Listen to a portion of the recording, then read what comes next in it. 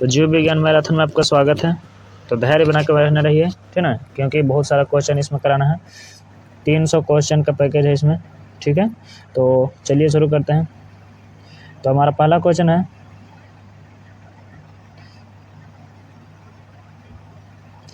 Question है कि cell का नामकरण सर्वप्रथम किसने किया था, है ना। तो सेल का नामकरण सबसे पहले किया था रॉबर्ट हुक, कब 1665 ईस्वी में, ठीक है। इसके बाद हमारा नेक्स्ट क्वेश्चन आता है, केंद्रक की खोज सर्वप्रथम किसने की थी। केंद्रक की खोज, है ना, केंद्रक की खोज किसने की थी। तो केंद्रक की खोज की थी रॉबर्ट ब्राउन ने, जबकि कोशिका की खोज की थी रॉबर्ट हुक ने, जबकि जीवित कोशिका की खोज किसने किया था, तो लेवेन हॉक ने, है ना। अगला क्वेश्चन है हमारा, पूरनकिंजे ने कोशिका संरचना के किस भाग की खोज की थी। तो पूरनकिंजे ने जीव द्रव की खोज की थी। किसकी खोज किया था, तो जीव द्रव का। इसके बाद हमारा क्वेश्चन है कि कोशिका सिद्धांत किसने दिया। तो कोशिका सिद्धांत दिया स्लाइडेन एवं स्वान ने, है ना। और इसके बाद हमारा क्वेश्चन है, नेक्स्ट क्वेश्चन, कि नॉल एवं रस का किस चीज का आविष्कार किया था। नॉल एवं रस का किस चीज का आविष्कार किया था, तो इलेक्ट्रॉन माइक्रोस्कोप का, ठीक है। इसके बाद कहता है नेक्स्ट क्वेश्चन हमारा, जीव द्रव निम्नलिखित में से किस रूप का बना होता है, ठीक है। तो जीव द्रव बना होता है कोशिका द्रव एवं केंद्रक से, ठीक है। इसके बाद है क्वेश्चन कि कोशिका झिल्ली बनी होती है, कोशिका झिल्ली किस चीज की बनी होती है। तो लिपिड एवं प्रोटीन दोनों की बनी होती है। कोशिका झिल्ली किस चीज की बनी होती है, तो लिपिड एवं प्रोटीन दोनों के। इसके बाद का क्वेश्चन हमारा, पौधों की कोशिकाओं को संरचनात्मक दृढ़ता कौन प्रदान करता है। तो उसको संरचनात्मक दृढ़ता प्रदान करता है, उसका नाम है सेल्यूलोज, ठीक है। इसके बाद कहता है कि झिल्ली-युक्त कोशिकांग पाए जाते हैं, अर्थात झिल्ली-युक्त कोशिकांग किस में पाए जाते हैं, तो झिल्ली-युक्त पाए जाते हैं यूकैरियोटिक कोशिका में। फिर है, किस प्रकार में कोशिका में झिल्ली नहीं होती, है ना, किस प्रकार की झिल्ली नहीं होती, है ना, किस प्रकार की झिल्ली नहीं होती, नहीं किस में झिल्ली नहीं होती, तो यहाँ पर सही आंसर है वायरस में। इसके बाद हमारा नेक्स्ट क्वेश्चन है, अंतःप्रद्रव्य जालिका की बाहरी झिल्ली के ऊपर अवस्थित रहते हैं, क्या चीज रहते हैं, तो राइबोसोम में रहते हैं। किसमें रहते हैं, राइबोसोम में। फिर हमारा क्वेश्चन कि वसा एवं क्लोरोस्ट्रोल संश्लेषण में भाग लेती है। तो वसा और क्लोरोस्ट्रोल में कौन सा भाग लेती है, तो चिकनी अंतःद्रव्य जालिका भाग लेती है। नेक्स्ट क्वेश्चन हमारा, राइबोसोम बना होता है, राइबोसोम किस चीज का बना होता है, तो राइबोसोम बना होता है आरएनए एवं प्रोटीन का। किसका, तो आरएनए एवं प्रोटीन का, ठीक है। इसके बाद हमारा क्वेश्चन है कि निम्न में कौन एक कोशिकीय जीव है। एक कोशिकीय जीव कौन है, ठीक है। तो मतलब कि जिसका शरीर पूरा एक ही कोशिका से बना हो, उसे कोशिकीय जाएगा, तो यहाँ पर अमीबा है। फिर हमारा नेक्स्ट क्वेश्चन कि किस वैज्ञानिक ने कोशिका का केंद्र का पता लगाया था। तो रॉबर्ट ब्राउन ने लगाया था, ठीक है। जबकि रॉबर्ट हुक किसका करे था, तो कोशिका की सबसे पहले खोज की थी, और लेवेनहॉक जीवित कोशिका की सबसे पहले खोज की थी। फिर हमारा क्वेश्चन है कि कुछ पदार्थ जैसे CO2, O2 आदि कोशिका झिल्ली के आर पार कर जाते हैं, तो इसे क्या कहते हैं। तो चलिए ऑप्शन देखते हैं। तो हमारा ऑप्शन है परासरण, विसरण, ठीक है। तो यहाँ पर सही ऑप्शन हो जाएगा विसरण, ठीक है, यानी कि बी वाला सही है। इसके बाद कहता है क्वेश्चन, किस बिलियन में कोशिका की रखने पर वह फूलने लगेगी। तो इसका सही आंसर अल्प परासरणी विलियन, अल्प परासरणी विलियन में कोशिका को रखने पर वह फूलने लगेगी। फिर हमारा क्वेश्चन है कि अमीबा अपना भोजन बाह्य पर्यावरण से किस प्रक्रिया द्वारा प्राप्त करता है, ठीक है। तो एंडोसाइटोसिस इसको कहते हैं, क्या कहते हैं, एंडोसाइटोसिस, जबकि इसका हिंदी नाम है अंतःग्रहण, ठीक है। क्या नाम है, अंतःग्रहण। इसके बाद का क्वेश्चन हमारा, पादप कोशिका में मौजूद कोशिका भित्ति किस पदार्थ की बनी होती है। पादप कोशिका में जो कोशिका भित्ति बने होते हैं, बाहर वाले भाग, उसको क्या चीज बना होता है, तो सेल्यूलोज का बना होता है। क्वेश्चन रिपीटेड है। इसके बाद क्वेश्चन कहता है, पादप कोशिका का कौन सा भाग पौधे की संरचनात्मक दृढ़ता प्रदान करता है। तो इसका कोशिका भित्ति प्रदान करता है, जिस कोशिका बना होता है तो सेल्यूलोज का बना होता है। फिर है हमारा क्वेश्चन कि डीएनए के क्रियात्मक खंड को क्या कहते हैं, ठीक है। तो डीएनए के क्रियात्मक खंड को कहते हैं हम लोग जीन कहते हैं, इसका क्या कहते हैं, जीन कहते हैं। फिर कहता है क्वेश्चन हमारा कि किस जीव की कोशिकाओं में केंद्रक झिल्ली नहीं होती है। तो इसका सही आंसर है प्रोकैरियोटिक कोशिका में। फिर है क्वेश्चन कि मनुष्य के शरीर की सबसे बड़ी कोशिका कौन सी है। तो सबसे बड़ी कहता है ना, तो ध्यान देने वाली बात है, यहाँ पर थोड़ा सा कोऑपरेट करने वाली। मनुष्य की सबसे छोटी कोशिका जिसे हम लोग कहते हैं स्पर्म या शुक्राणु, ठीक है। और सबसे बड़ी कोशिका जो होती है सो होती है ओवम अंडाणु, जबकि सबसे लंबी कोशिका जो है ना, सबसे लंबी कोशिका वो होती है हमारी तंत्रिका कोशिका, ठीक है। तो सबसे लंबी कह रही है तब तंत्रिका, और सबसे बड़ी कह रही है तो होगा ओवम, लेकिन यहाँ पर ओवम है ही नहीं, इसलिए सही आंसर क्या हो जाएगा, तंत्रिका कोशिका। फिर कहता है क्वेश्चन, प्रोकैरियोटिक कोशिकाओं में पाए जाने वाले क्रोमेटिन पदार्थ को कहा जाता है, क्या कहा जाता है? तो केंद्रिकाय कहा जाता है। ठीक है, इसके बाद कहता है निम्न में कौन एक कोशिकीय जीव है? एक कोशिकीय जीव जिसका पूरा शरीर एक से बना हो। अमीबा भी है, पैरामीशियम भी है, जीवाणु भी, अर्थात सभी है। इसके बाद क्वेश्चन है, जीव जिस जीव में कोशिकाएं मिलकर जीव की रचना करते हैं वो क्या कहे जाते हैं? तो ये कहे जाते हैं बहुकोशिकीय जीव। ठीक है ना, कोशिकाएं मिलकर के जो रचना करते हैं तो उसे क्या कहते हैं? बहुकोशिकीय जीव। फिर का क्वेश्चन हमारा कि कोशिकीय गतिविधि का नियंत्रण होता है, कोशिकीय गतिविधि का नियंत्रण किसमें होता है? तो केंद्रक द्वारा होता है।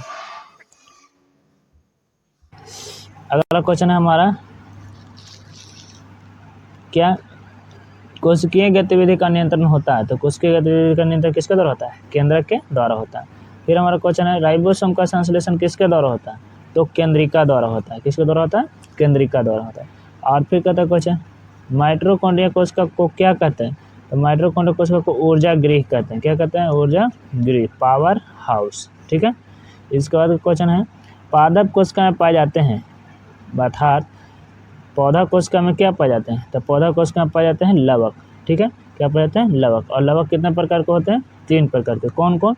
तो एक हरित लवक, ठीक है, और एक वर्णी लवक, ठीक है, और एक अवर्णी लवक, है ना, अर्थात 3 प्रकार के होते हैं। अब पत्ता हरा होता है उसका कारण है हरित लवक। फिर कहता है क्वेश्चन हमारा कि गोल्जी उपकरण नहीं पाए जाते हैं। गोल्जी उपकरण किसमें नहीं पाया जाता है? तो प्रोकैरियोटिक कोशिका में, इसमें भी, लाल रुधिरकणिका में, इसमें भी, नीलहरित शैवाल इसमें भी, यानी कि सभी में नहीं पाए जाते हैं। ठीक है, हमारा नेक्स्ट क्वेश्चन है कि समांतर नलिकाओं या सिस्टनी के समूह से बनी संरचना क्या कहलाती है? तो कहलाते हैं गोल्जी उपकरण। समांतर नलिकाओं वाले क्या कहलाते हैं? गोल्जी उपकरण।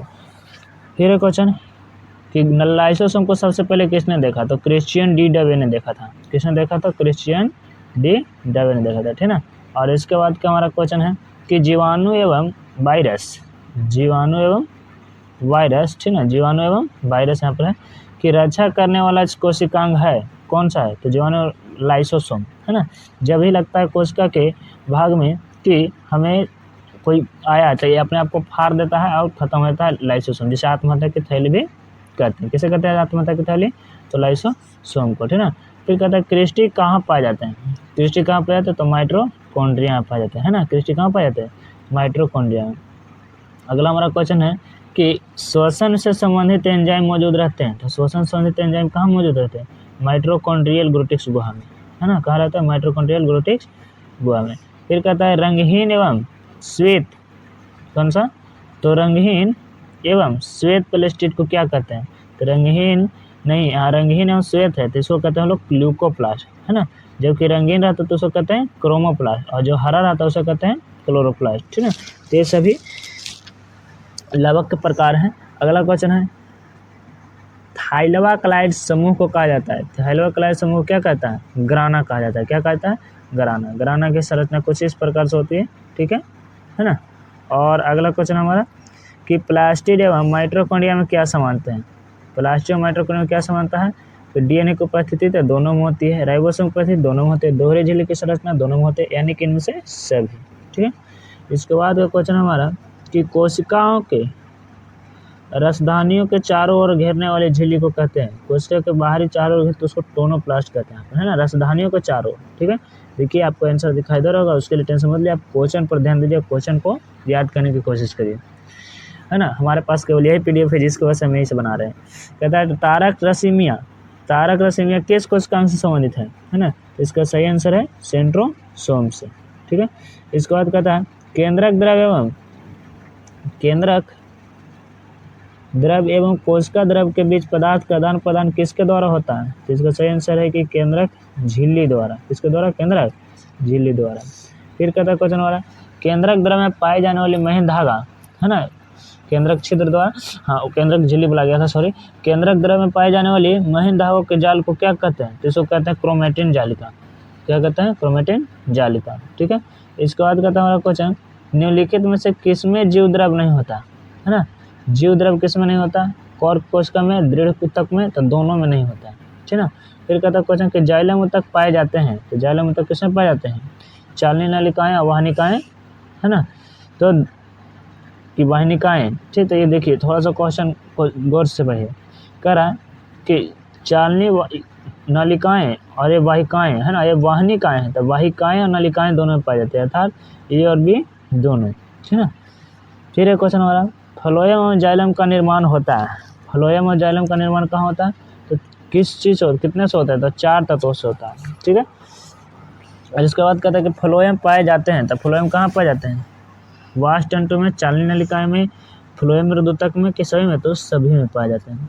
फिर चालनी पट्टी पाई जाती है। चालनी पट्टी कहाँ पाई जाती है? तो चालनी पट्टी पाई जाती है 2 चालनी नलिकाओं के बीच में पाए जाते हैं, ठीक है ना। चलिए आगे क्वेश्चन है, हम लोग 50 पर पहुँचने वाले हैं क्वेश्चन में, ठीक है।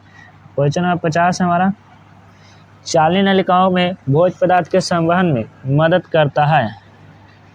कौन मदद करता है भाई? तो सहकोशिकाएं मदद करता है। कौन मदद करता है? सहकोशिकाएं, ठीक है। इसके बाद का क्वेश्चन हमारा कि निम्नलिखित में कौन से ऊतक लार ग्रंथियां तथा श्वेत ग्रंथियां पाई जाती है, ठीक है। तो कौन से पाई जाते हैं? तो ये इसका सही आंसर है क्यूबाइडल एपिथेलियम, क्यूबाइडल एपिथेलियम। फिर कहता है अरेखित तथा रेखित, अरेखित तथा रेखित है ना ऊतक के रूप में कौन सा ऊतक है? तो इसका सही आंसर है कि पेशी ऊतक। कौन सा ऊतक? तो पेशी ऊतक। फिर क्वेश्चन है इनमें से कौन त्वचा एवं मांसपेशियां अथवा दोनों मांसपेशियों को जोड़ने का कार्य करता है? तो जोड़ने जो काम करता है उसे क्या कहते हैं? एरियोलक ऊतक कहते हैं। जो जोड़ने का काम करता है उसे क्या कहते हैं? एरियोलक ऊतक। फिर क्वेश्चन है कि इनमें किस प्रकार की ऊतक की कोशिकाएं में वसा की बूंदें भरी होती है ना। तो वसा की बूंदें किसमें भरी होती है? तो वसा संयोजी ऊतक में भरी होती है। किसमें? तो वसा संयोजी ऊतक में। फिर क्वेश्चन हमारा कि डेंटन का निर्माण होता है। डेंटन का निर्माण कहाँ होता है भाई? तो डेंटन का निर्माण होता है श्वेत तंतु में ऊतक में, ठीक है, श्वेत तंतु में ऊतक में। इसके बाद का क्वेश्चन हमारा इनमें से कौन प्लीहा, यकृत तथा अस्थि मज्जा में पाया जाता है? तो कौन है जो अस्थि मज्जा में पाया जाता है? तो जलावत संयोजी ऊतक। कौन सा है? जलावत संयोजी ऊतक। फिर कहता है कि बाह्य कर्ण में पाए जाने वाला अंतः कंकाल क्या है? बाहरी जो कान है ना, इसमें पाया जाने वाला जो कंकाल है ना, इसमें हड्डियों की संख्या कितने होते हैं? तो 3 होते हैं। यह कौन सा अंतः कंकाल है? तो उपास्थि है। क्या है? उपास्थि है। फिर क्वेश्चन हमारा कि न्यूट्रोफिल तथा बेसोफिल प्रकार है, किसका प्रकार है? तो श्वेत रुधिर कणिकाएं के, अर्थात WBC के, ठीक है। इसके बाद क्वेश्चन है नेत्र की आइरिस में पाए जाने वाली पेशी है। नेत्र की आइरिस में पाए जाने वाली पेशी कौन सी है? तो हृदय पेशी, ठीक है, हृदय पेशी। इसके बाद क्वेश्चन कि इनमें से कौन सी ऐच्छिक पेशी भी कहलाता है? ऐच्छिक पेशी किसे कहते हैं? है ना, वैसी पेशी जिसे हम लोग इच्छा के अनुसार कंट्रोल कर सकते हैं, ठीक है, तो उसे ऐच्छिक पेशी कहते हैं। तो रेखित पेशी। और कहता है निम्नलिखित में कौन सा कथन लसिका के लिए सही है? ठीक है, तो लसिका के लिए सही कौन सा है? इनमें लाल रुधिर कणिकाएं प्लेटलेट नहीं होते, तो ये भी सही है। इनमें श्वेत रुधिर कणिकाएं तैरते हैं, ये भी सही है। शरीर के अंतर संक्रामक तंत्र का निर्माण करता है, तो ये भी सही है। और अर्थात इसमें से सभी सही है। फिर कहता है विभुज्योतक ऊतक, इनमें से क्या नहीं पाया जाता है? तो विभुज्योतक ऊतक में नहीं पाया जाता, उसका नाम है रसधानी। फिर कहता है पौधे में लचीलापन का गुण निम्न में किस ऊतक के कारण होता है ना, तो इसका सही आंसर है कोलेनकाइमा के कारण। फिर कहता है क्वेश्चन अगला, किस स्थायी ऊतक में लिगिन नामक रासायनिक पदार्थ पाया जाता है? तो लिगिन नामक रासायनिक रसायन कौन पाया जाता है? कोलेनकाइमा में पाया जाता है, ठीक है ना। और इसके बाद कहता है कि एरेनकाइमा जो है किस प्रकार के पौधे में पाया जाता है? तो जलीय पौधे में। एरेनकाइमा जलीय पौधे में पाया जाता है, ठीक है। कहता है कि पत्ती में मौजूद छोटे छोटे छिद्र को क्या कहते हैं? जो पत्ती है ना, इसको में छोटे छोटे जो छिद्र रहते हैं उसे क्या कहते हैं? तो स्टोमाटा कहते हैं, है ना। इसे और दूसरा नाम से जानते हैं क्या चीज? तो उसके बाद कमेंट में लिखें। स्टोमाटा को और ही बोलते हैं चीज, ठीक है ना। अगला क्वेश्चन कहता है कि मरुस्थलीय पौधे के बाह्य एपिडर्मिस में कौन सा जल अवरोधक रासायनिक पदार्थों का लेप होता है? तो इसमें होता है लेप क्यूटीन होता है, ठीक है ना। किस जटिल ऊतक द्वारा पौधे में पानी एवं खनिज लवण का संवहन होता है? तो जाइलम द्वारा। पौधों में पानी ले जाता है कौन? तो जाइलम। जो कि भोजन को लाता है कौन? तो फ्लोएम, ठीक है। कहता है क्वेश्चन कि मनुष्य की श्वास नली किस प्रकार के एपिथेलियम ऊतक के होते हैं? तो इसका सही आंसर है कि पक्षमाभी स्तंभाकार एपिथेलियम। फिर है क्वेश्चन कि निम्न में से किसके घनाकार एपिथेलियम ऊतक पाए जाते हैं? तो किसके पाए जाते हैं? तो इसका सही आंसर है हमारा कि ब्रिकीय नली अर्थात किडनी के, ठीक है ना। फिर कहता है समान उत्पत्ति तथा समान कार्य से करने वाले सभी कोशिकाओं के समूह को क्या कहते हैं? वैसे समूह जिसका कार्य समान हो, है ना, तथा उत्पत्ति समान हो तो उसे हम लोग कहते हैं ऊतक। क्या कहते हैं? ऊतक, ठीक है ना। अन्यथा हम लोग ऐसे ऊतक की परिभाषा करते हैं कि समान कोशिकाओं के समूह को ऊतक कहते हैं। फिर कहता है क्वेश्चन कि विभज्योति ऊतक बना होता है? तो विभज्योति ऊतक बना होता है जीवित कोशिकाओं से। 73वां क्वेश्चन हमारा विभज्योति ऊतक हो सकते हैं तो कैसे हो सकते हैं? शीर्षार्थ भी हो सकते हैं, अंतर्वेशी, पार्श्वस्थ, सभी, तीन में से सभी हो सकते हैं। फिर कहता है क्वेश्चन संवहन ऊतक का निर्माण होता है। संवहन ऊतक का निर्माण कहाँ होता है? तो संवहन ऊतक का निर्माण होता है पार्श्वनाथ विभज्योति ऊतक से। फिर क्वेश्चन क्लोरोफिल युक्त मृदूतक को कहा जाता है? तो क्लोरोफिल युक्त मृदूतक को क्या कहा जाता है? क्लोरेनकाइमा कहा जाता है ना। इसके बाद कहता है एरेनकाइमा पाया जाता है। एरेनकाइमा पाया जाता है किसमें भाई? तो एरेनकाइमा पाया जाता है जलीय पौधे में। किसमें पाया जाता है? जलीय पौधे में पाया जाता है। इसके बाद का क्वेश्चन है कि बीज के कठोर आवरण में पाया जाता है। तो बीज के कठोर आवरण में क्या पाया जाता है? दृढ़ ऊतक पाया जाता है। क्या पाया जाता है? दृढ़ ऊतक। फिर क्वेश्चन है इनमें से कौन तंत्रिका तंत्र के इकाई की कोशिका संदेशवाहक का काम करती है? तो न्यूरॉन के कारण ही क्या कहते हैं? तंत्रिका कोशिका सभी सूचनाओं को मस्तिष्क तक पहुंचाती है। फिर क्वेश्चन है तने की मोटाई बढ़ाने में कौन सहयोगी है? तो तने की मोटाई बढ़ाने में सहयोगी है केबीएम, है ना। और कहता है क्वेश्चन कि अस्थि से जोड़ने वाले ऊतक को, अस्थि से अस्थि को जोड़ने वाला क्या कहते हैं? कंडारा कहते हैं। क्या कहते हैं? कंडारा, ठीक है। इसके बाद कहता है कि एक न्यूरॉन से दूसरे न्यूरॉन तक संदेशवाहक का काम करने वाला इनमें से कौन सी है? तो एक जॉन। क्या है? एक जॉन है। तंत्रिका कोशिका को जोड़ने वाला अंग को भी कहते हैं एक जॉन। चिकनी पेशिया को यह कह सकते हैं, चिकनी पेशिया को क्या हम लोग कहते हैं? तो यहाँ पर कहते हैं वसा ऊतक, ठीक ना। तो यहाँ पर वसा ऊतक इनमें से कोई में नहीं, इसलिए इसका सही आंसर क्या होगा? डी होगा, ठीक। अच्छा, इसके बाद आता है 81 क्वेश्चन में इधर देखिए 82 83, है ना। हमारे शरीर के सबसे लंबी कोशिका कौन है? ठीक है, तो सबसे लंबी कोशिका है तंत्रिका कोशिका, जबकि पिछला क्वेश्चन में हमको यही क्वेश्चन था लेकिन बड़ी शब्द से संबोधित किया था, है ना। अब समझ में आया कि यहाँ पर सही आंसर क्या था। फिर कहता है स्नायु समान नामक संयोजी ऊतक किसे जोड़ते हैं? तो दो अस्थियों को जोड़ते हैं। स्नायु क्या जोड़ते हैं? दो अस्थियों को जोड़ते हैं। फिर कहता है कंकाल पेशी किस प्रकार के ऊतक है? तो कंकाल पेशी एक प्रकार के ऐच्छिक ऊतक है। कैसे ऊतक है? ऐच्छिक। फिर कहता है कान में पाए जाने वाले संयोजी ऊतक है? तो उपास्थि है। ये क्वेश्चन रिपीटेड है, ठीक है। मांसपेशियों को अस्थियों से जोड़ने वाला संयोजी ऊतक को क्या कहते हैं? तो कंडारा कहते हैं। मांसपेशियों को अस्थियों से जोड़ने वाला क्या कहते हैं? कंडारा। तंत्रिका कोशिका में पाए जाने वाले लंबे तथा पतले प्रवर्ध को क्या कहते हैं? जिसे कहा जाता है एक जॉन। क्या कहा जाता है? एक जॉन। एक जॉन जैसे तंत्रिका कोशिका को दूसरे तंत्रिका कोशिका से जोड़ता है। फिर कहता है अस्थि किस प्रकार का ऊतक है? तो अस्थि एक प्रकार का संयोजी ऊतक है। और रक्त कैसा ऊतक है? तो भी तरल संयोजी ऊतक है।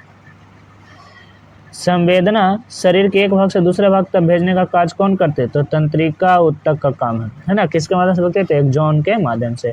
रेनिवर का नोड कहाँ पाया जाता है? तो रेनिवर का नोड पाया जाता है तंत्रिका में पाया जाता है, ठीक है। इसके बाद कहता है श्वेत तंतु तथा पीला तंतु पाए जाते हैं। श्वेत तंतु और पीला तंतु किसमें पाए जाते हैं? तो एरियोलर ऊतक में, है ना। किसमें पाए जाते हैं? तो एरियोलर ऊतक में। इसके बाद हमारा क्वेश्चन है कि ऑस्टियोब्लास्ट नामक कोशिका पाई जाती है। ऑस्टियोब्लास्ट कोशिका किसमें पाई जाती है? तो अस्थि में पाई जाती है, ठीक ना। हम लोग 100 के नज़दीक पहुंचने वाले हैं, ठीक है। कहता है कोंड्रिन नामक प्रोटीन पाए जाते हैं। तो कोंड्रिन प्रोटीन कहाँ पाए जाते हैं? उपास्थि में पाए जाते हैं। फिर कहता है क्वेश्चन के आयतन के हिसाब से प्लाज्मा रक्त रुधिर कितना प्रतिशत है? तो ये हमारा कितना प्रतिशत है? तो 55%, जबकि शेष 45% है, ठीक ना। और कहता है क्वेश्चन किसकी उपस्थिति में मेलिया के अस्थियों से पहचान होती है? तो मेलिया के अस्थियों से पहचान वाला कौन सा है? तो हैवर्सियन तंत्र। क्या है? हैवर्सियन तंत्र। नेक्स्ट क्वेश्चन है इनमें से किस श्वेत रुधिर कणिका केंद्रक परिवर्तित होता है ना। तो न्यूट्रोफिल, ईओसिनोफिल और बेनिसोफिल, यानी कि सभी में होता है। फिर कहता है क्वेश्चन हमारा कि पेशी ऊतक के भीतर पाए जाने वाला तरल को क्या कहते हैं? तो पेशी ऊतक के बाद भीतर पाए जाने वाले को साइक्लिक प्लाज्म कहते हैं। क्वेश्चन हमारा कि न्यूरॉन के डेंड्रन निकलने वाली पतली शाखाओं को क्या कहते हैं? तो एक जोन कहते हैं। क्या कहते हैं इसे हम लोग? एक जोन, ठीक ना। जबकि इसकी और पतली कोशिकाएं तो उसको डेंड्राइटिस कहते हैं। जाइलम किस प्रकार के ऊतक है? तो जाइलम एक प्रकार के संवहन ऊतक है जो क्या ले जाता है? तो जल ले जाता है। क्या ले जाता है?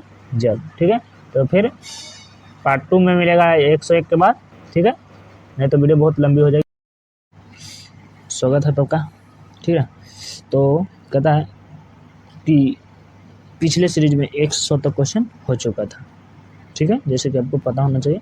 अगर आपको नहीं पता है तो जाकर के सबसे पहले पिछला वीडियो देखिए, आपको मिल जाएगा चैनल पर ही, ठीक ना। तो आज हम लोग इसमें चर्चा करेंगे 101 से लेके 200 तक, ठीक है ना। और हम कोशिश करेंगे कि पूरा 300 क्वेश्चन का एक वीडियो में मर्ज कर करके आपको प्रोवाइड कराएं, ठीक है। तो चलिए सबसे पहले आपको 101 से आगे कर बढ़ाते हैं। 101वां क्वेश्चन है हमारा, कहता है फ्लोएम किस प्रकार का ऊतक है ना। तो फ्लोएम हमारा यह जीवित ऊतक है, हाँ, तो जीवित ऊतक भी है, ठीक है। और कैसे पत्तियों से भोजन को सभी अंगों तक पहुंचाता है? तो हाँ, ये दोनों सही है, अर्थात इसका सही आंसर कौन हो जाएगा? सी हो जाएगा।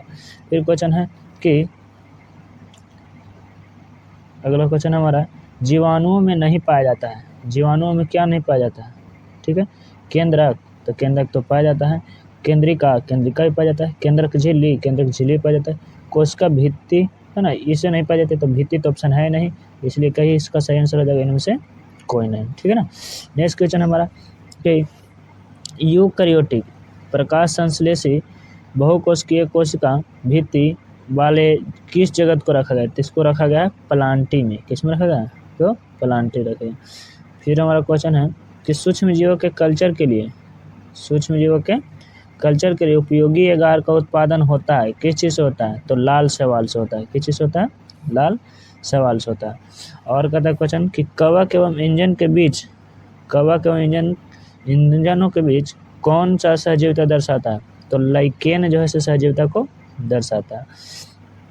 फिर हमारा क्वेश्चन है कि निम्नलिखित में कौन विकसित बीज रहित पौधे का समूह है? तो विकसित बीज रहित का समूह है टेरिडोफाइटा, है ना। इसका सही आंसर क्या है? टेरिडोफाइटा है। फिर है क्वेश्चन हमारा, नेक्स्ट क्वेश्चन है कि थैलोफाइटा, ब्रायोफाइटा एवं टेरिडोफाइटा को सम्मिलित रूप से कहते हैं, मतलब कि तीनों साथ रहता है तो इसे क्या कहते हैं? तो इसको कहते हैं क्रिप्टोगैम्स। क्या कहते हैं? क्रिप्टोगैम्स कहते हैं। नेक्स्ट क्वेश्चन हमारा, जनन प्रक्रिया के फलस्वरूप बीज की उत्पत्ति होती है ना, किसमें? तो फेंड्रोगैम्स में। किसको में? फेंड्रोगैम्स में, ठीक है ना। नेक्स्ट क्वेश्चन हमारा, साइकस और पाइनस, साइकस और पाइनस का मुख्य उदाहरण कौन सा है? तो जिम्नोस्पर्म है। साइकस और पाइनस किसका उदाहरण है? जिम्नोस्पर्म का उदाहरण है, ठीक ना। इसके बाद हमारा क्वेश्चन कहता है यह पादप जगत का सबसे बड़ा समूह है, तो सबसे बड़ा समूह कौन सा है? तो एंजियोस्पर्म, ठीक है। अच्छा, एंजियोस्पर्म और जिम्नोस्पर्म क्या होता है? देखिए, जिसका बीज अंदर की ओर है, ठीक ना, तो उसको कहते हैं एंजियोस्पर्म, और जिसका बीज बाहर की ओर है तो उसे कहते हैं जिम्नोस्पर्म, ठीक है ना। क्वेश्चन हमारा कि धान एवं गेहूं के किस प्रकार के पौधे हैं? धान और गेहूं कैसे पौधे हैं, है ना। तो ऑप्शन है हमारा कि द्विबीजपत्री की एक बीजपत्री। तो यहाँ सही आंसर हमारा एक बीजपत्री। हम कैसे पहचानेंगे कि एक बीजपत्री है? तो जिसमें पत्ता के सीधे सीधे सिराएं दिया हुआ रहेगा तो उसको समझे कि एक बीजपत्री है ना। जैसे कि मक्का और धान और गेहूं इसका खास उदाहरण है, ठीक है। और जिसका पत्ता सीधी सिरा विन्यास वाला ना हो करके जालिका सिरा विन्यास वाला हो, अर्थात इस प्रकार से हो, ठीक ना, तो जिसे हम लोग कहते हैं द्विबीजपत्री। फिर क्वेश्चन हमारा कि निम्न में से किसमें संवहन बंडल वलयाकार के रूप में व्यवस्थित रहते हैं, है ना। तो द्विबीजपत्री पौधे में किसमें वलयाकार के रूप में रहता है? तो द्विबीजपत्री में। द्विबीजपत्री पौधे का समान उदाहरण है, समान उदाहरण कौन सा है? ईख की, आम की, लीची, है ना। तो देखो, जिसका द्विबीजपत्री कहने का मतलब क्या कि जिसका बीज दो भागों में हो, के भागों में हो? दो भागों में हो, ठीक है ना। जैसे कि आप देखें चना के भाग में, ठीक ठीक ना, कि इसको जब खोलते हैं, कवर को हटाते हैं, बीज चोल को हटाते हैं, तो उसका बीज पत्र जो है सो 2 भाग में जाता है। तो ये 2 बीज पत्र हुए। आम का बीज भी उसी प्रकार से होता है, लीची भी उसी प्रकार से होता है, अर्थात ये दोनों 2 बीज पत्री, अर्थात बी और सी। फिर हमारा क्वेश्चन है जालिकावत शिरा विन्यास किन पौधों के पत्ते में पाया जाता है ना। जालिकावत कहने का मतलब कैसे होता है कि इस प्रकार के पौधे के पत्ते, ठीक ना, इसको कहते हैं हम लोग जालिकावत, ठीक ना, चाहे तो जालिका शिरा विन्यास भी कहते हैं। जबकि एक होता है क्या, सीधा शिरा विन्यास। तो सीधा शिरा विन्यास का बीज होता है 1 बीजपत्री और जालिका वाला का होता है 2 बीजपत्री, ठीक है ना। यहाँ पर सही आंसर क्या हो जाएगा, द्विबीजपत्री। नेक्स्ट क्वेश्चन है हमारा, ऐसे प्राणी जिनके कोशिका में केंद्रक झिल्ली तथा झिल्ली भी घिरे कोशिकांग पाए जाते हैं क्या कहलाते हैं, तो यूकैरियोटिक कहलाते हैं, ठीक है। फिर कहता है मशरूम है, तो मशरूम क्या है, कवक है। मशरूम क्या है, कवक है, ठीक ना। इसके बाद हमारा क्वेश्चन है कि ब्रायोफाइटा के अंतर्गत कौन आता है, तो ब्रायोफाइटा के अंतर्गत आता है मॉस, ठीक ना, क्या आता है, मॉस आता है। उसके बाद हमारा क्वेश्चन है यहाँ से कि इनमें से कौन संवहनी पौधे है, ठीक ना। संवहनी पौधे कौन है, संवहनी पौधे है फर्न, ठीक। जीवों के किन्होंने पौधों को वर्गीकृत किया, पौधे को 5 जगह में बांटा, ठीक ना। तो ये क्वेश्चन है कौन, तो आर व्हिटकेसर, है ना। सबसे पहले जीवों को किसने 5 जगह में बांटा, आर व्हिटेकर, ठीक है। तो हम लोग कहाँ पर थे कि अगला क्वेश्चन, यूग्लिना को किस जगत में रखा गया, ठीक है। यूग्लिना को किस जगत में रखा गया है, तो प्रोस्टिस्टा में रखा गया। यूग्लिना को प्रोस्टिस्टा में रखा गया। यूग्लिना को किस में रखा गया, प्रोस्टिस्टा को। कवक का अभाव किस में होता है, तो क्लोरोफिल में। कवक का अभाव किस में होता है, क्लोरोफिल में। वैसे पौधे जिनका शरीर जड़ तना पत्ती को विभेद नहीं करता उसे क्या कहते हैं, तो उसे कहते हैं थैलस। क्या कहते हैं, थैलस कहते हैं। इनमें कौन बहुकोशिकीय जीव है, तो बहुकोशिकीय जीव है स्पाइरोगायरा, ठीक ना। इसके बाद हमारा क्वेश्चन है कि किस जीव में स्वपोषी एवं परपोषी दोनों प्रकार के पाए जाते हैं, ठीक ना। तो परपोषी और स्वपोषी दोनों पाए जाते हैं, उसमें है क्या, जीवाणु, ठीक है। इसका सही आंसर क्या है, जीवाणु। और इसमें कौन पोषपीय पौधे हैं, ठीक ना, जिसका फूल हो एंजियोस्पर्म। जीवों के सुव्यवस्थित एवं क्रमानुसार विभिन्न समूहों को विभाजन तथा उसके जैविक नामकरण का अध्ययन किया जाता है। किसमें अध्ययन किया जाता है, तो वर्गीकी में अध्ययन किया जाता है। फिर कहता है क्वेश्चन निम्नलिखित वैज्ञानिकों में किन्हें वर्गीकी का जनक कहा जाता है, तो वैज्ञानिक का जनक कहा जाता है कैरोलस को। किसे कहा जाता है, कैरोलस लिनियस को। फिर क्वेश्चन है सरल प्रोकैरियोटिक सूक्ष्म जीवों में सम्मिलित किया गया है। सरल को किसमें सम्मिलित किया गया है, मोनेरा में। फिर एक क्वेश्चन हो रहा है सल्कों में ढकी त्वचा तथा पंख या फिन्स को उपस्थिति निम्नलिखित में से किसके गुण है, तो इसमें गुण है मत्स्य या पीसेज की, ठीक ना, मत्स्य एवं पीसेज की। नेक्स्ट क्वेश्चन है हमारा समुद्री घोड़ा किस वर्ग का सदस्य है, तो समुद्री घोड़ा मत्स्य का सदस्य है। किसका सदस्य है, मत्स्य का सदस्य। फिर क्वेश्चन हमारा कि उपसंघवटिवेटा का यह वर्ग कौन सा सदस्य नियत तापी होते हैं जिनके अग्रपाद पंखों के रूप में विकसित होते हैं, तो इसका सही आंसर है ए बीज, है ना, पक्षी वर्ग। नियत तापी रोम या बाल से ढके त्वचा बाह्य कर्ण की उपस्थिति निम्नलिखित में से किस वर्ग में है, तो मैमेलिया वर्ग में, जिसमें आते हैं मनुष्य, ठीक है। निम्नलिखित में से कौन सा उभयलिंगी है, उभयलिंगी कहने वाला नर्मदा दोनों के गुण व्यक्त करता है, तो इसका सही आंसर है टीनिया। वास्तविक, अगला क्वेश्चन हमारा वास्तविक देह गुहा की उपस्थिति किस संघ में जंतुओं के गुण है ना, तो इसका सही आंसर है एनालिडा, ठीक है। इसके बाद का क्वेश्चन हमारा इनमें कौन नियत तापी जंतु है, ठीक है, इनमें कौन नियत तापी का जंतु है, मतलब कि तापमान सह सके, तो चमगादड़, ठीक ना। निम्नलिखित में से किसके जबड़े में दांत नहीं होते हैं, तो कबूतर के जबड़े में दांत नहीं होते। एविच के जाति के कोई भी जीव में दांत नहीं होते जबड़े में। बाह्य कर्ण की उपस्थिति में किस वर्ग के गुण है ना, तो इसका गुण है रेप्टिलिया का, हालांकि है ना, किसका गुण, रेप्टिलिया का नहीं, रेप्टिलिया जंतु होते हैं, मैमेलिया का है ना, जिसके बाह्य कर्ण जैसे कि मानव हो सकता है, ठीक ना, यहाँ पर हाथी हो सकता है, जिराफ हो सकता है, ठीक ना। मैमेलिया का सबसे बड़ा जीव जो है सो क्या है, हाथी, जिराफ, यही सब आते हैं। इसके बाद हमारा क्वेश्चन है किस प्रकार के पौधों में पत्तियों के समांतर सिरा विन्यास रहता है? समांतर सिरा विन्यास कहने का मतलब कि पत्ता सीधा सीधा होता है। एक बीजपत्री में समांतर, ठीक ना, द्विबीजपत्री में तो जालिका सिरा विन्यास होता है ना, अर्थात इसका सही आंसर कौन सा है? बी है। नेक्स्ट क्वेश्चन हमारा, नेफ्रिडिया उत्सर्जी अंग है। नेफ्रिडिया उत्सर्जी अंग किसको होता है? तो संघ एनेलिडा को होता है। निम्नलिखित में कौन सिक्त रक्तीय प्राणी है? तो सिक्त रक्तीय प्राणी है मेढक, ठीक ना। इसके बाद कहता है टॉर्सन नामक प्रक्रिया का कारण किसका शरीर असीमित हो जाता है? तो घोंघा का। किसका जीव का? कौन जैसे जीव का? तो घोंघा का।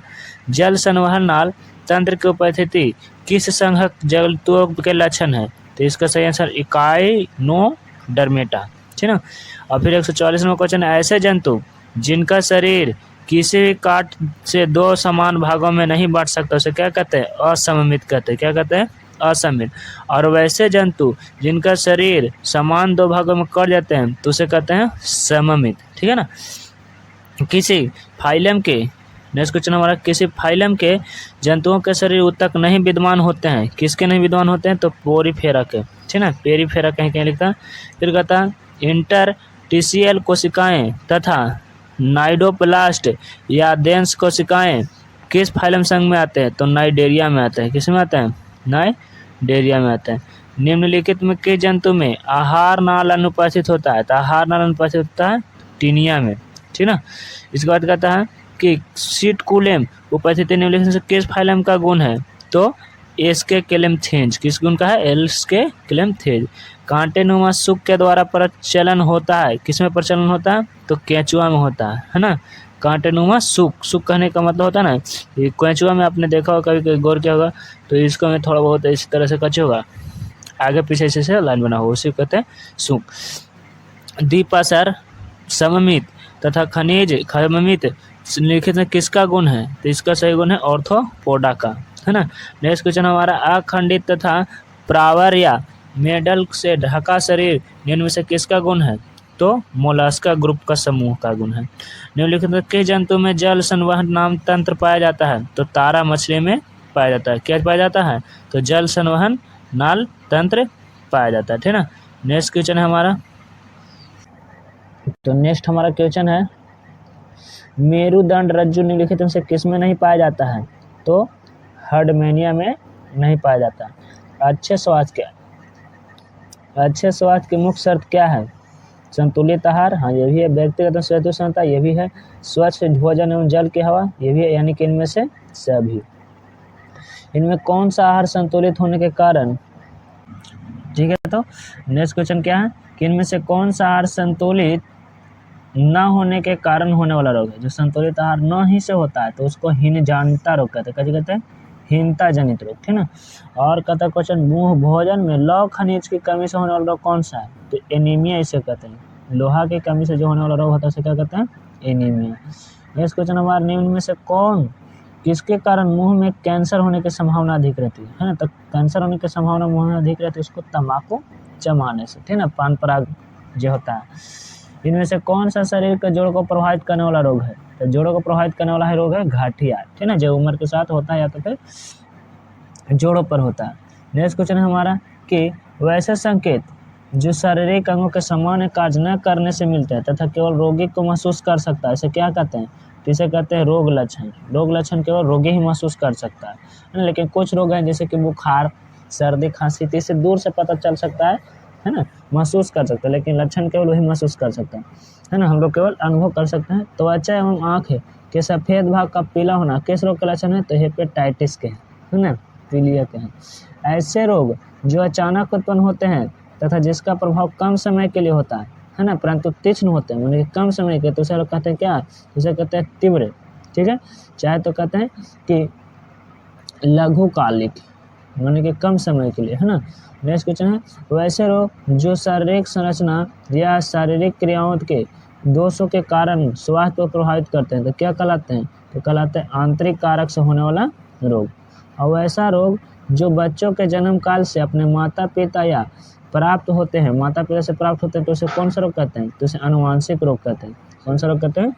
अनुवांशिक रोग कहते हैं, है ना। नेक्स्ट क्वेश्चन है हमारा, हीमोफीलिया निम्नलिखित में से किस श्रेणी का रोग है? तो हीमोफीलिया है अनुवांशिक रोग, ठीक ना। जानकारी के लिए याद रखते हैं, हीमोफीलिया ऐसा रोग है जब किसी जनक के कहीं पर हाथ गोड़ कट जाता है और कट जाने के बाद, है ना, खून का बहाव रुकता ही नहीं है, तो इस प्रकार के रोग को क्या कहते हैं, हीमोफीलिया कहते हैं, ठीक ना। और इसका एक्सप्लेनेशन हम लोग आगे क्लास में पढ़ेंगे।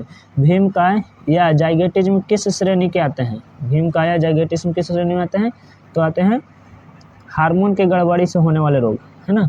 और कहता है सजीव के मौलिक इकाई क्या है, सजीव के मौलिक इकाई है कोशिका, कौन सा है, तो कोशिका। सभी जीव का नेक्स्ट क्वेश्चन क्या है, सभी जीवों का स्वास्थ्य निर्भर करता है, किस पर निर्भर करता है, तो पर्यावरण पर निर्भर करता है। फिर कहता है क्वेश्चन वाला, जिन रोगों के अवधि कम होते हैं उन्हें क्या कहते हैं, तो उन्हें कहते हैं तीव्र रोग, ठीक है। चाहे तो अल्पकालिक भी कहते हैं, लघुकालिक या अल्पकालिक, ठीक है, अल्पकालिक रोग कहते हैं, ठीक है, जिसका समय कम होता है। नेक्स्ट क्वेश्चन है हमारा, हिलपांव रोग किस रोग के कारण होता है, तो हिलपांव कैसा रोग है, तो एक प्रकार के दीर्घकालिक रोग है, ठीक है। इनमें से कौन सा प्रचंड रोग है, प्रचंड रोग कौन सा है, तो प्रचंड रोग जिसमें परेशान जाए सर्दी जुकाम, ठीक है। सूक्ष्म जीवों के द्वारा समुदाय से फैलने वाले रोग को क्या कहते हैं, तो समुदाय से जो फैलता है ना सूक्ष्म जीवों से, तो उसे कहते हैं फैलने वाले को संक्रामक कहते हैं। फिर क्वेश्चन हमारा, पेप्टीबर्ग नामक रोग का कारण क्या है ना, तो इसका मूल कारण है बैक्टीरिया। पेप्टीबर्ग का मूल कारण क्या है, बैक्टीरिया। इनमें से कौन सा रोग वायरस जनित है, माने वायरस से होने वाला रोग कौन सा है, तो वायरस से होने वाला रोग है एड्स, कौन सा वायरस से, तो HIV वायरस से, ठीक है। और कहता है निम्न में से कौन सा रोग प्रोटोजोआ से होता है, तो प्रोटोजोआ से होने वाला रोग है मलेरिया, ठीक है, जिसका नाम है प्लाज्मोडियम, क्या नाम है, तो प्लाज्मोडियम, ठीक है। नेक्स्ट क्वेश्चन है, फिलफांव रोग किस सूक्ष्म जीव के कारण होता है, ठीक है, तो फिलफांव से क्वेश्चन अभी हमारा था, फिलफांव से कौन सा रोग कौन चीज होता है, तो कृमि प्रोटोजोआ, ठीक है, कृमि सूक्ष्म जीव से। फिर क्वेश्चन है, निम्न में से कौन चिरकालिक, है ना, कौन चिरकालिक श्रेणी में आते हैं, चिरकालिक मतलब कि लंबा होने वाला रोग, ठीक है, तो दमा एवं घटिया जो रोग है ना, जो लंबा चलता है। फिर क्वेश्चन हमारा, अनैतिक यौन संबंध से बिल्कुल दूर रहकर किस रोग की संभावना से बचा जा सकता है, तो एड्स से बचा जा सकता है, ठीक है। और कहता है लैंगिक क्रिया द्वारा फैलने वाला रोग को क्या कहते हैं, तो सिफिलिस कहते हैं, ठीक है। और कहता है क्वेश्चन हमारा, कि मुंह के द्वारा प्रवेश करने वाले सूक्ष्म जीव के किस भाग में होता है, जो मुंह में सूक्ष्म जीव प्रवेश करता है उस किस भाग में होता है, तो इसका सही आंसर आहार नाल में, ठीक है। नेक्स्ट क्वेश्चन है, जापानी मस्तिष्क ज्वर माने बुखार, ज्वर मतलब बुखार होता है, उत्पन्न करने वाला सूक्ष्म जीव शरीर में कैसे पहुंचता है, तो मच्छरों द्वारा होता है। जापानी माथा बुखार जो है इसे किसी द्वारा होता है, मच्छर द्वारा होता है, ठीक है ना। और कहता है क्वेश्चन हमारा, निम्न में से कौन सा मलेरिया का वाहक है, मलेरिया का वाहक कौन है, तो मलेरिया का वाहक है मच्छर। मच्छर में कौन वाला मच्छर, तो मादा, है ना, और मादा में भी तो कौन, तो एनोफ्लिस, ठीक है। फिर क्वेश्चन हमारा, पीलिया रोग किस कारक भाग को प्रभावित करते हैं, तो पीलिया रोग प्रभावित करता है यकृत को, यानी कि लीवर को, ठीक है। फिर कहता है, निम्न में से कौन सा संक्रामक रोग हमारे प्रतिरक्षा तंत्र को नष्ट कर देता है ना, तो प्रतिरक्षा तंत्र को नष्ट करता है कौन सा, एड्स, है ना, WBC लिम्फोसाइट को ही नष्ट कर देता है। आया हमारे शरीर का कौन सा तंत्र हमारे शरीर के कौन सा रोगाणुओं से लड़ता है, तो रोगाणुओं से लड़ने वाला है उसका नाम प्रतिरक्षा तंत्र, इम्यूनिटी सिस्टम। नेक्स्ट क्वेश्चन है कि एंटीबायोटिक औषधियाँ किस प्रकार के सूक्ष्मजीवों को नष्ट करते हैं, तो बैक्टीरिया को, किसको नष्ट करते हैं, बैक्टीरिया को। सिर दर्द, उल्टी, चक्कर, बेहोशी, ये सब किसका अंग पर आक्रमण इंगित करते हैं, इसका सही आंसर है मस्तिष्क पर। किस पर प्रभावित होता है, तो मस्तिष्क पर। फिर क्वेश्चन हमारा कि इंसुलिन नामक हार्मोन का स्राव के गड़बड़ी से होने वाला रोग कौन सा है, तो इंसुलिन नामक से होने वाला मधुमेह अथवा चीनी रोग, ठीक ना। फिर हमारा नेक्स्ट क्वेश्चन है कि वृद्धि हार्मोन के ज़्यादा बनने का कारण होने वाला रोग कौन सा है, वृद्धि हार्मोन के ज़्यादा बनने वाला कारण से होने वाला रोग कौन सा है, इसका सही आंसर है हमारा कौन सा है, तो जाइगोटिज्म है। कौन सा रोग है, तो जाइगोटिज्म है, ठीक है। फिर कहता है कि इनमें से कौन सा संक्रामक रोग है, तो संक्रामक रोग कैसे कहते हैं, जो एक गो से दूसरे गो में फैले, ठीक है ना। तो देखिए इसका सही आंसर डिप्थीरिया, तो संक्रामक रोग है। कालाजार, रेबीज, है ना, ये सभी है, यानी कि ऑप्शन नंबर डी, ठीक है। नेक्स्ट क्वेश्चन हमारा, ऐसे रोग जो संक्रामण अभिक्रियाओं जैसे रोगाणुओं के कारण नहीं होते हैं, तो उसे क्या कहते हैं, उसे कहते हैं असंक्रामक रोग, ठीक ना। नेक्स्ट क्वेश्चन है अमीबीय पेचिश निम्नलिखित में किस प्रकार के रोगाणुओं के संक्रमण से होता है? तो प्रोटोजोआ से। अमीबीय पेचिश किस होता है? तो प्रोटोजोआ से। नेक्स्ट क्वेश्चन है हमारा कि इनमें से कौन से वैसे श्रेणी का रोग है जिनके उपचार के लिए दिए गए औषधि के केवल एक रोग लक्षण ठीक हो पाते हैं और मूल रोग नहीं, है ना? तो इसका सही आंसर क्या है? इन्फ्लुएंजा। कौन सा रोग है ऐसा? इन्फ्लुएंजा। इनमें से किस रोगाणु पर प्रतिजैविक एंटीबायोटिक औषधि असर नहीं होता है? तो वायरस पर इसका असर नहीं होता है। एडवर्ड जेनर 1795 में किस चीज की खोज की थी? तो टीका की खोज की थी, है ना? किस चीज के? टीका की, ठीक ना? रेबीज के टीका की खोज की थी। टीकाकरण द्वारा निम्नलिखित में से किस भाग का रोग का नियंत्रण किया जा सकता है? तो पोलियो द्वारा, ठीक ना? भारत पोलियो मुक्त हो चुका है, ठीक ना? टैब मतलब TAB द्वारा निम्न से किस रोग पर नियंत्रण किया जा सकता है? तो टाइफाइड द्वारा। किसके द्वारा? टाइफाइड का रोग को टैब द्वारा किया जाता है नियंत्रित। रेबीज, यहाँ पर रेबीज है। रेबीज वायरस से जुड़े ग्रसित कुत्ता काट लेने पर किस प्रकार की सुई लगानी चाहिए, है ना? तो इसमें लगाना चाहिए पाश्चर का टीका, जिसकी खोज लुई पाश्चर ने की थी, ठीक ना? रेबीज जो कि रेबेडो वायरस से फैलता है ना? कुत्ता के लार में पाया जाता है, कुत्ता काटने से होता है। कुत्ता अगर रेबेडो वायरस से संक्रमित होता है तब। निम्नलिखित में से किस कारण एड्स रोग होने की संभावना होती है? विषाक्त भोजन से नहीं, अनैतिक यौन संबंध से। इसका सही आंसर क्या? अनैतिक यौन संबंध। सूक्ष्म जीव रोगाणुओं के कारण होने वाला रोग क्या कहलाते हैं, है ना? तो इसका सही आंसर है संक्रामक रोग। रोगाणुओं से होने वाला रोग संक्रामक रोग। फिर एक क्वेश्चन हमारा, इनमें से कौन असंक्रामक रोग है? तो असंक्रामक रोग है, इसका सही आंसर क्या है? जो दूसरा को नहीं फैलता है, कैंसर, ठीक ना? फिर मिलते हैं 201 से अगले सीरीज में, ठीक है? जबकि आपको वन शॉट में एक साथ 300 क्वेश्चन मिल जाएगा, तो ठीक है एवरीवन। जैसे कि आपको पता है कि पिछले क्लास में हम लोग 1 से लेके 100 तक पार्ट 1 में, और दूसरा में 101 से लेकर के 200 तक के ऑब्जेक्टिव कर चुके हैं बायोलॉजी का, ठीक ना? तो ये पार्ट 3 है, ठीक ना? तो चलिए इसको शुरू करते हैं। अगर आप चाहते हैं, है ना, कि पार्ट 1, 2, 3 हमको एक ही साथ मिल जाए, तो उसको भी हम कोशिश करेंगे पूरा एक वीडियो में, जो तीनों को एक साथ मर्ज करके आपको अपलोड कर दिया जाएगा, ठीक है ना? तो चलिए क्वेश्चन देखते हैं। क्वेश्चन हमारा क्या है? 101 नंबर क्वेश्चन है, 201 नंबर। कहता है कि फिजियोथेरेपी द्वारा इनमें से किसकी तीव्रता कुछ कम किया जा सकता है ना? फिजियोथेरेपी में किसके द्वारा कम किया जा सकता है? तो पोलियो द्वारा, ठीक है? उसके बाद कहता है कि पाचर का टीका का इलाज की दावा क्या है? पाचर का टीका, है ना? तो पाचर का टीका यानी लुई पाचर जी खोज के थे। तो कुत्ता से काटने वाला था किसको? हाइड्रोफोबिया, पानी से डरने लगता है, पानी से डर लगने लगता है किसमें? हाइड्रोफोबिया में, कुत्ता काट लेने पर। 203 नंबर क्वेश्चन है ना? तो इसको हम 2 छोड़ करके केवल 3 बोलेंगे, 3, 4, 5, अर्थात समझिएगा आपकी 200 लेकर के हम चल रहे हैं, ठीक ना? तो कहता है क्षय रोग किस संक्रामक सूक्ष्मजीव के कारण होता है? क्षय रोग यानी कि टीबी, है ना? तो टीबी होने का मुख्य कारण क्या है? ट्यूबरकुलोसिस, है ना? तो इसका पूरा नाम है माइकोबैक्टीरियम ट्यूबरकुलोसिस, ठीक है? ये क्वेश्चन सभी के लिए इंपॉर्टेंट है जो बायोलॉजी से संबंधित एग्जाम या तो फिर बोर्ड हो कुछ भी। पल्स पोलियो का कार्यक्रम किस रोग के विरुद्ध चलाया जा रहा था? पल्स पोलियो के संबंधित चलाएगा, है ना? इसके बाद कहता है कि संक्रमित रक्त शुक्राणु तथा मां के दूध में किस रोग का संक्रमण की संभावना होती है? तो इसकी संभावना होती है एड्स, है ना? एड्स का जो वायरस है HIV, ये केवल कहाँ पनप सकते हैं? तो संक्रमित रक्त में, शुक्राणु में और मां के दूध में, अंडाणु में, यही जगह पनप सकते हैं। इसलिए एड्स के वाहक कौन कौन हो गया? तो रक्त हो गया, और क्या हो गया? तो शुक्राणु हो गया, और क्या हो गया? तो फिर अंडाणु हो गया, माता के दूध हो गया। नेक्स्ट क्वेश्चन कहता है हमारा, इनमें से किस समूह के बाह्य स्रोत में अपने भोजन पूर्ति करने की जरूरत नहीं होती है ना? तो बाह्य भोजन करने के लिए तो स्वपोषी के, स्वपोषी अपने से खुद से भोजन बना लेता है, इसलिए इसको किसी बाह्य भोजन की जरूरत नहीं पड़ता है। नेक्स्ट क्वेश्चन है श्वेत क्रांति संबंधित है। श्वेत क्रांति किससे संबंधित है? तो श्वेत क्रांति संबंधित है दूध उत्पादन से, ठीक ना? जबकि लाल क्रांति किससे संबंधित है? इसका कमेंट आप लिख के बताइए, ठीक ना? ऊर्जा का मुख्य स्रोत हमें कहाँ से प्राप्त होता है? अर्थात कार्बोहाइड्रेट कहाँ से प्राप्त होती है? तो अनाज से। कार्बोहाइड्रेट कहाँ से प्राप्त होते हैं? अनाज से। नेक्स्ट क्वेश्चन है विटामिन एवं खनिज लवण हमें मुख्यतः प्राप्त होते हैं। तो विटामिन एवं खनिज लवण हमें फल से और सब्जियां से प्राप्त होते हैं, है ना? कार्बोहाइड्रेट किससे प्राप्त होता है? तो अनाज से प्राप्त होता है, ठीक है? प्रोटीन कहाँ से प्राप्त होता है? तो दाल से। और वसा कहाँ से प्राप्त होता है? तो तेल से, ठीक है? किस प्रकार के गेहूं किस प्रकार की फसल है ना? गेहूं जैसे किस प्रकार का? तो रबी फसल है गेहूं। कैसा फसल है? रबी फसल है। ठीक है। और कहता है कि निम्न में से किस ग्रह पर जीवन विद्यमान है, मतलब कि जीवन है तो पृथ्वी पर ही केवल जीवन विद्यमान है ना, पृथ्वी पर ही। इसके अलावा हमारे सौर मंडल में जो 8 ग्रह हैं, 8 ग्रह में से केवल और केवल एकमात्र ऐसा ग्रह है जो पृथ्वी है, इसी पर जीवन संभव है। तो आगे कहता है क्वेश्चन कि पृथ्वी के सबसे बाहरी परत कहलाती है, सबसे बाहरी परत क्या कहलाती है, तो कहलाती है स्थल मंडल। पृथ्वी के सबसे बाहरी परत क्या कहलाते हैं, स्थल मंडल।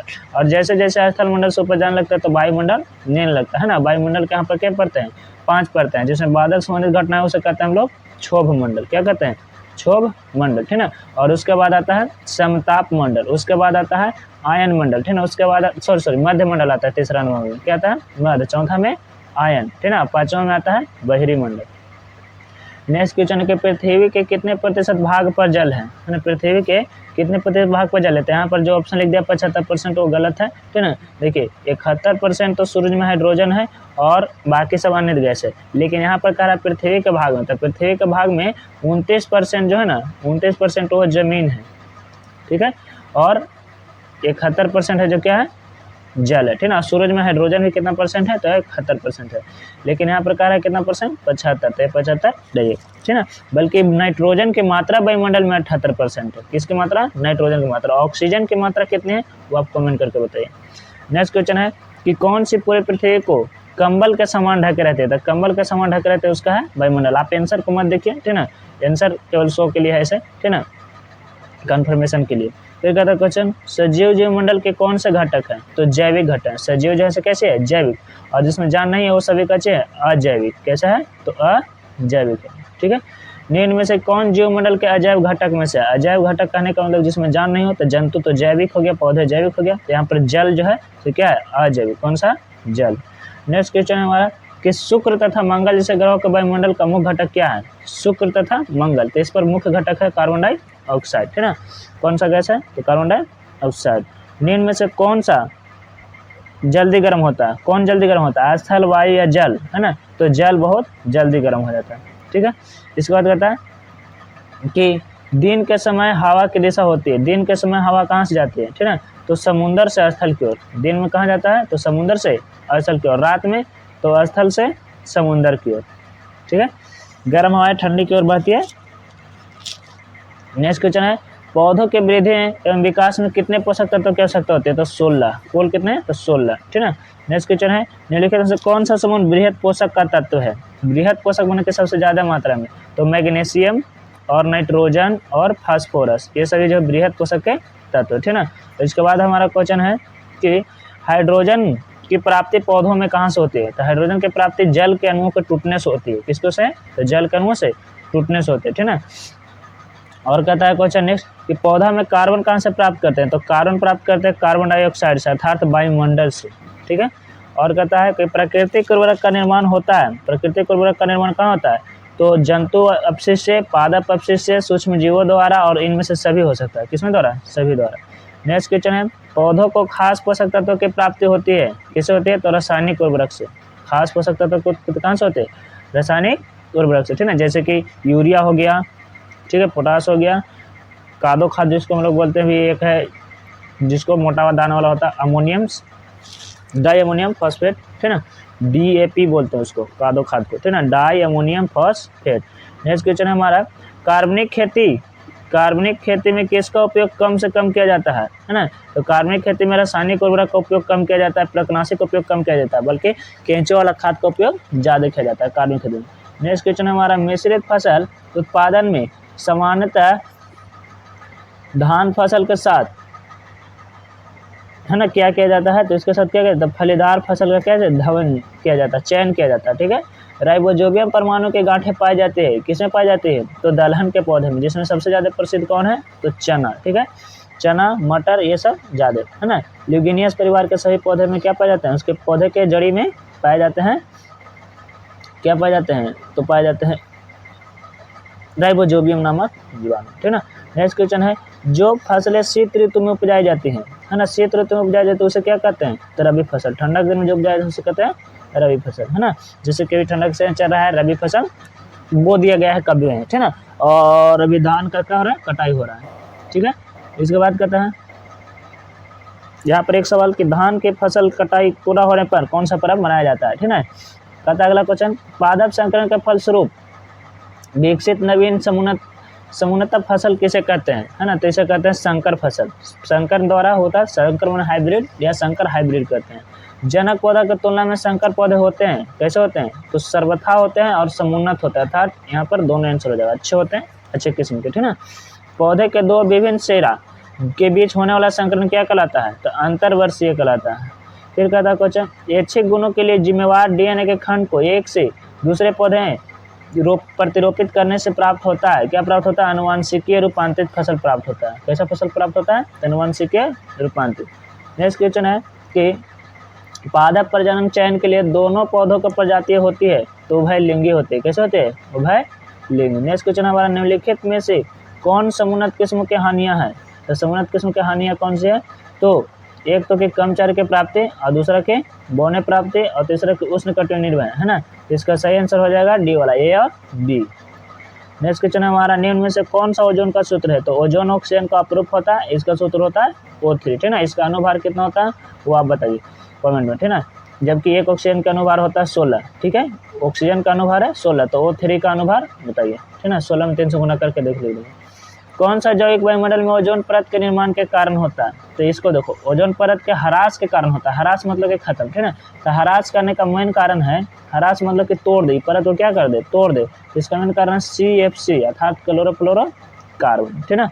नेक्स्ट क्वेश्चन है हमारा कि किस महाद्वीप के ऊपर ओजोन परत का क्षेत्र पाया गया है, तो ओजोन क्षेत्र पाया गया है किसके, अंटार्कटिका के ऊपर, ठीक है ना, जो कि अब लगभग धीरे धीरे भर रहा है, भर भी गया है ना। वायुमंडल में ऑक्सीजन के लौटने का एकमात्र प्रक्रिया है, कौन सा प्रक्रिया, तो प्रकाश संश्लेषण। प्रकाश संश्लेषण द्वारा ही वायुमंडल में ऑक्सीजन पुनः वापस आता है, जबकि इसको हम लोग श्वसन प्रक्रिया में उपयोग करते हैं। पौधा लोग श्वसन प्रक्रिया में किसका उपयोग करता है, तो कार्बन डाइऑक्साइड का। नेक्स्ट क्वेश्चन है कि वायुमंडल में नाइट्रोजन कितना प्रतिशत है, तो वायुमंडल में नाइट्रोजन का 78% है, ठीक है, जबकि ऑक्सीजन की मात्रा कितना प्रतिशत है, 21%, और शेष कितना प्रतिशत गैस है वो आप बताइए। नेक्स्ट क्वेश्चन है, वायुमंडल नाइट्रोजन के नाइट्रेट में स्थिर कर मृदा को प्रतिस्थापित करता है, कौन सा, राइबोजोबियम नामक जीवाणु, है ना, ल्यूगिनियस परिवार, जिसमें सबसे ज्यादा प्रसिद्ध कौन है, चना, उसके बाद कौन सा है, मटर है, ठीक है। फिर कहता है 2 और 4D किसका समान उदाहरण है, तो खरपतवार नाशी का उदाहरण है। फिर कहता है ब्लस्ट या प्रध्वंस नामक रोग सामान्यतः पाया जाता है, किसमें पाया जाता है, तो धान में। ब्लस्ट या प्रध्वंस नामक रोग किसमें पाया जाता है, धान में। धूमन प्रक्रिया में किस वाष्पशील का रसायन का उपयोग किया जाता है, तो एल्युमिनियम फास्फाइड का उपयोग किया जाता है, किसका उपयोग किया जाता है, एल्युमिनियम फास्फाइड का। नेक्स्ट क्वेश्चन है कि मृदा के अपरदन को रोकने के लिए कौन सा महत्वपूर्ण भूमिका निभाते हैं, तो मृदा अपरदन को रोकने के लिए सबसे ज्यादा पौधा अपने जड़े से मिट्टी को क्या कर लेते हैं, पकड़ लेते हैं, जकड़ लेते हैं, जिससे वजह मृदा प्रदूषण बच जाता है।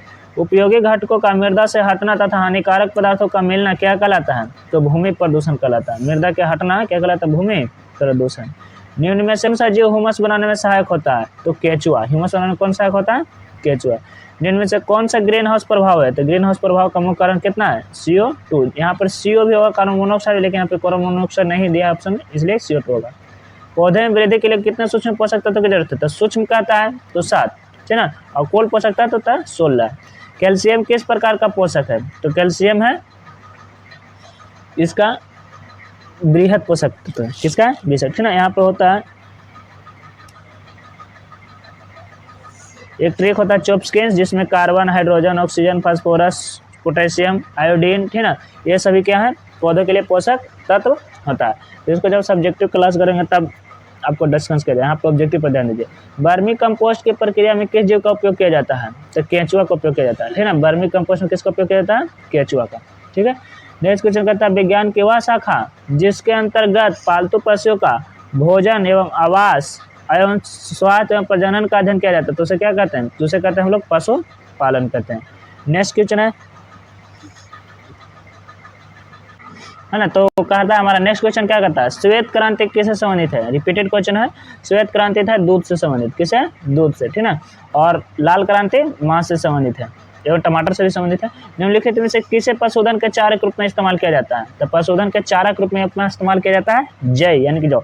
दालों से हमें क्या प्राप्त होता है, तो प्रोटीन प्राप्त होता है, क्या प्राप्त होता है, प्रोटीन। विटामिन किसे प्राप्त होता है, तो सब्जियों में, फल से। अनाज से क्या प्राप्त होता है, कार्बोहाइड्रेट। और तेल से क्या प्राप्त होता है, वसा। निम्न में से कौन रबी फसल है, तो रबी फसल है चना, ठीक है ना। इसके बाद हमारा नेक्स्ट क्वेश्चन है धान किस प्रकार की फसल है, धान कैसी फसल है? तो खरीफ फसल है। कैसी फसल है? खरीफ फसल, ठीक है। रबी फसलों के लिए किस ऋतु में लगाए? तो रबी फसलें शीत ऋतु में लगाई जाती है, ठंडक दिन में। इनमें से कौन सा पशुधन के आहार रोक्षांश भाग में पाया जाता है? ठीक है, तो रोक्षांश करने का मतलब होता है मोटा अनाज। रोक्षांश करने का मतलब क्या होता है? मोटा अनाज, मोटा चारा, ठीक है। तो भूसा एवं चोकर ये भी हो जाएगा, ज्वार बाजरा एवं रागी ये भी हो जाएगा, बरसिम एवं लेबिया ये भी हो जाएगा, अर्थात इनमें से सभी। खल्ली या तेल केक, देखिए खल्ली को ही तेल केक कहते हैं, ठीक है, इसमें चौंकने वाली बात नहीं है। हाँ, खल्ली को ही कहते हैं तेल केक कहते हैं, तेल से जो केक प्राप्त होता है। गुड़ पशुधन आहार के कौन सा भाग है? तो सांद्र पदार्थ या कंसंट्रेट इसका मूल आहार है, ठीक है। हारे देश नहीं, हमारे देश में दूध का औसत उत्पादन की कमी का क्या कारण है? तो निम्न स्तर का आहार, यहाँ पोषण बढ़िया नहीं मिलता, हरा चारा एवं अन्य पौष्टिक की कमी होती है, उन्नत किस्म के दुधारू नहीं है, अर्थात इनमें से सभी, है ना। भारत में गाय जो है लगभग औसतन 200 किलो दूध देते हैं ना, जो कि बहुत ही कम है आकार। इनमें से 6 रोग किसके कारण होता है ना? क्या है क्वेश्चन हमारे? इनमें से 6 रोग किसके कारण होता है? तो 6 रोग होने का था टीबी होने का, तो टीबी होने का मुख्य कारण क्या है? ट्यूबरकुलोसिस बैक्टीरिया, ठीक है ना। तो इसका सही आंसर क्या हो जाएगा? इसका सही आंसर हो जाएगा हमारा बी, बैक्टीरिया के कारण। नेक्स्ट क्वेश्चन है, अधिक मांस प्राप्त करने वाले इनमें से किसे पाला जाता है? तो अधिक मांस उत्पादन करना है तो बॉयलर, जबकि अधिक अंडे प्राप्त करना है तो लेयर मुर्गियां, ठीक है। फिर कहता है ILS82 और HS260 ये क्या है? तो ये संकर नस्ल की मुर्गियां हैं, अर्थात अच्छी किस्म के मुर्गियां हैं जो कि ज़्यादा अच्छे अंडे और ज़्यादा अच्छे मांस का उत्पादन करने में सहायक करती है। नेक्स्ट क्वेश्चन है कि मृदु जलीय मछलियां तथा कुछ जाति के कवचीय मछलियों का उत्पादन संवर्धन क्या कहलाता है? तो अंतःस्थलीय मत्स्य कहलाता है। क्या कहलाता है? अंतःस्थलीय मत्स्य। सर्डिन तथा टूना और बॉबे डक क्या है? तो एक प्रकार के समुद्री मछलियां, इसमें क्या है? तो समुद्री मछलियां, ठीक है। नेक्स्ट क्वेश्चन कहता है, हमारे देश में एक गाय प्रति वर्ष औसतन कितना लीटर दूध देती है? तो हमारे गाय में लगभग 200 किलो, है ना, जबकि ऑस्ट्रेलिया में इसका आंकड़ा बहुत ही ज़्यादा है।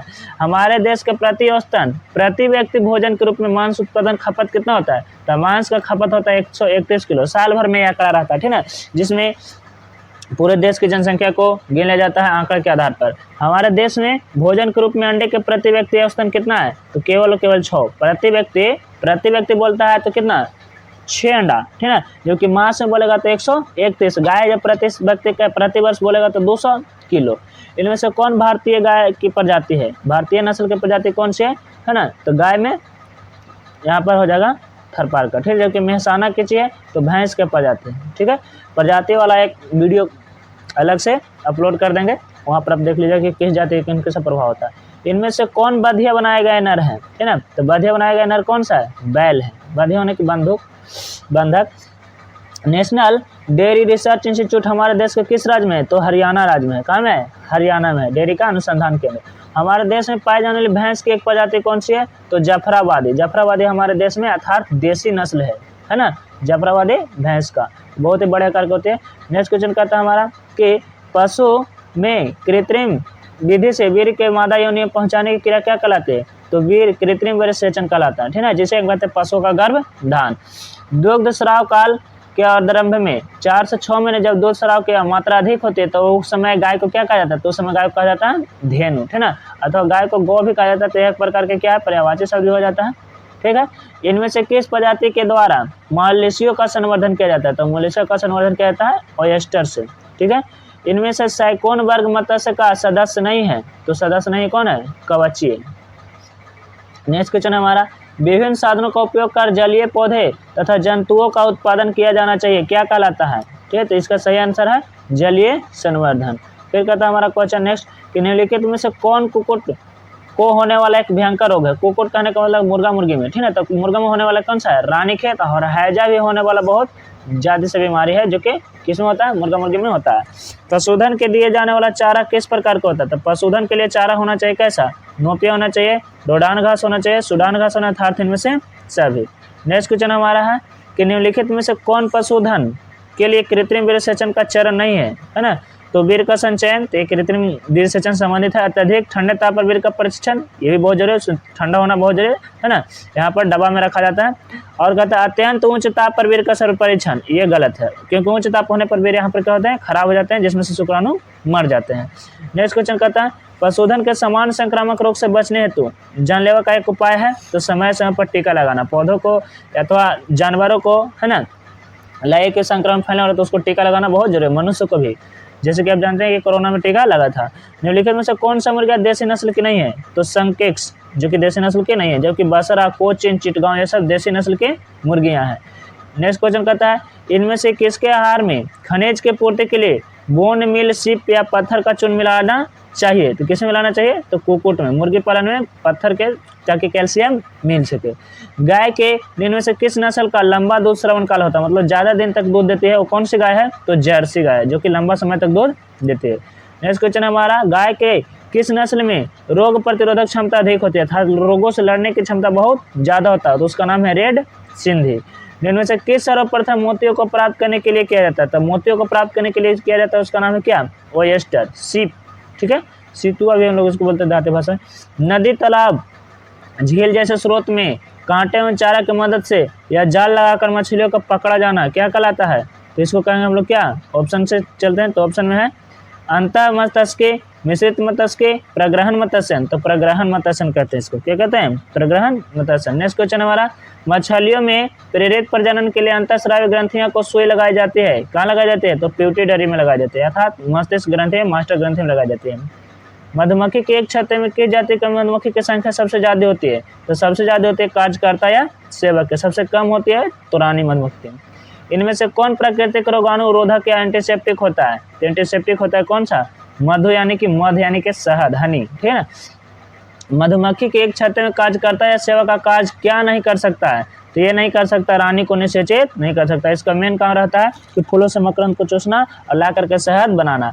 मधुमक्खी के छत्ते के बीच ड्रोन का बच्चा कार्य क्या होता है? तो इसका मुख्य काम है कि ड्रोन का बच्चा रानी मधुमक्खी को क्या करना? निषेचित करना। मधुमक्खी के छत्ता का निर्माण किसके द्वारा होता है? तो छत्ता का निर्माण होता है मधु मोम द्वारा, ठीक है ना। एक प्रकार के मोम है, उसमें काफी ऊर्जा संचित रहता है। कहता है मधुमोम स्रावित करना किसका कार्य है? तो कार्यकर्ता या सेवक का कार्य है। किसका कार्य है? कार्यकर्ता या सेवक का। नेक्स्ट क्वेश्चन कहता है मछलियों के द्वारा अंडाणु और शुक्राणु मुक्त किया जाना क्या कहलाता है? तो ये कहलाता है अंड जनन या स्पॉनिंग, जो कि इसमें बाह्य निषेचन होता है। निम्नलिखित मछलियों में से कौन सी प्रजाति जलीय खरपतवार खाती है? तो जलीय खरपतवार खाते हैं ग्रास कॉर्प, है ना। आगे हम लोग लास्ट तक 299 नंबर क्वेश्चन करता है निम्न में से किस कार्बनिक पदार्थों की मात्रा अधिक होती है? तो मात्रा होती है खाद किसकी?